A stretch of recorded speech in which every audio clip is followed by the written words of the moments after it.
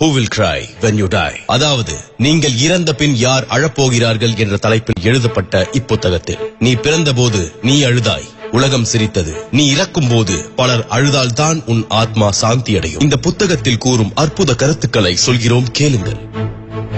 தனக்கு வேண்டியதை கேட்பவன் சில நிமிடங்கள் முட்டாளாய் தெரிவான். தனக்கு வேண்டியதை கேட்காதவன் வாழ்நாள் முழுவதும் முட்டாளாய் இருக்க நேரிடும். உங்கள் வாழ்க்கையில் நீங்கள் சந்திக்கும் ஒவ்வொரு நபரும் உங்களுக்கு ஏதோ ஒன்றை சொல்லித் தருகின்றனர். எனவே நீங்கள் சந்திக்கும் எல்லோரிடமும் கருணையுடன் இருங்கள். உங்களுக்கு எந்த விஷயத்தில் திறமை உள்ளதோ அதிலேயே கவனத்தையும் நேரத்தையும் அதிகம் செலுத்துங்கள். மற்ற விஷயங்களுக்காக அதிக நேரத்தை செலவழிக்காதீர்கள். அடிக்கடி கவலைப்படாதீர்கள். தேவையெனில் கவலைப்படுவதற்கென ஒவ்வொரு நாளும் மாலை நேரம் 30 நிமிடம் ஒதுக்குங்கள். அந்த நேரம் அனைத்து கவலையும் குறித்து சிந்தியுங்கள். அதிகாலையில் எழ பழகுங்கள். வாழ்வில் வென்ற பலரும் அதிகாலையில் எழுபவர்களே. தினமும் நிறைய சிரிக்க பழகுங்கள். அது நல்ல ஆரோக்கியத்தையும் நண்பர்களையும் பெற்றுத்தரும். நிறைய நல்ல புத்தகம் படியுங்கள்.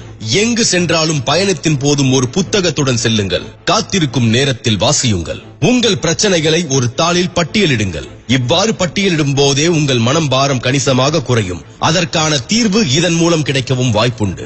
உங்கள் குழந்தைகளே உங்களுக்கு கிடைத்த மிக சிறந்த பரிசாக நினையுங்கள். அவர்களுக்கு நீங்கள் தரக்கூடிய சிறந்த பரிசு அவர்களுடன் நீங்கள் செலவிடும் நேரமே. எந்த ஒரு புது பழக்கமும் உங்களுக்குள் முழுதும் உள்வாங்கி அது உங்கள் வாடிக்கையாக மாற 21 நாட்களாவது ஆகும். ஆகவே தேவையான விஷயங்களை திரும்ப திரும்ப செய்யுங்கள். தினமும் நல்ல இசையை கேளுங்கள். துள்ளலான நம்பிக்கை தரும் இசை புன்னகையையும் உற்சாகத்தையும் தரும். புது மனிதர்களிடம் தயங்காது பேசுங்கள். அவர்களிடமிருந்து கூட உங்களுக்கு நல்ல சிந்தனையும் நல்ல நட்பும் கிடைக்கலாம். பணம் உள்ளவர்கள் பணக்காரர்கள் அல்ல, 3 சிறந்த நண்பர்களாவது கொண்டவனே பணக்காரன். எதிலும் தனித்துவமாக இருங்கள். பிறர் செய்வதையே வித்தியாசமாக நேர்த்தியாக செய்யுங்கள். நீங்கள் படிக்க துவங்கும் எல்லா புத்தகமும் முழுவதாய் படித்து முடிக்க வேண்டியவை அல்ல. முதல் அரை மணியில் உங்களை கவராவிட்டால் அதனை மேலும் படித்து நேரத்தை வீணாக்காதீர்கள். உங்கள் கைபேசி உங்கள் வசதிக்காகத்தான். அது அடிக்கும் ஒவ்வொரு முறையும் நீங்கள் எடுத்து பேச வேண்டும் என்பதில்லை. முக்கியமான வேலைகளில் நடுவே இருக்கும் போது கைபேசி மணி அடித்தாலும் எடுத்து பேசாதீர்கள். உங்கள் குடும்பத்தின் முக்கிய நிகழ்வுகளை அவசியம் புகைப்படம் எடுங்கள். பிற்காலத்தில் அது இனிய நாட்களுக்கு நீங்கள் சென்று வர அவை உதவும். அலுவலகம் முடிந்து கிளம்பும் போது சில நிமிடங்கள் வீட்டிற்கு சென்றதும் மனைவி குழந்தைகளுக்கு என்ன செய்ய வேண்டும் என யோசியுங்கள். நீங்கள் எவ்வளவு வெற்றி அடைந்தாலும் எளிமையான மனிதராய் இருங்கள்.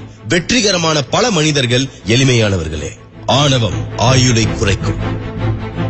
இதுவே ராபின் சர்மா இப்புத்தகத்தில் கூறிய கருத்துக்கள். ஒவ்வொரு புது வருடத்திற்கோ அல்லது உங்கள் பிறந்த நாளுக்கோ ஒரு தீர்மானம் எடுப்பீர்கள். நாங்கள் கூறிய இந்த கருத்துக்களை நீங்கள் தீர்மானமாக எடுத்துக்கொண்டால் உங்கள் வாழ்க்கையில் வெற்றி நிச்சயம் என்பதில் எந்த சந்தேகமும் இல்லை.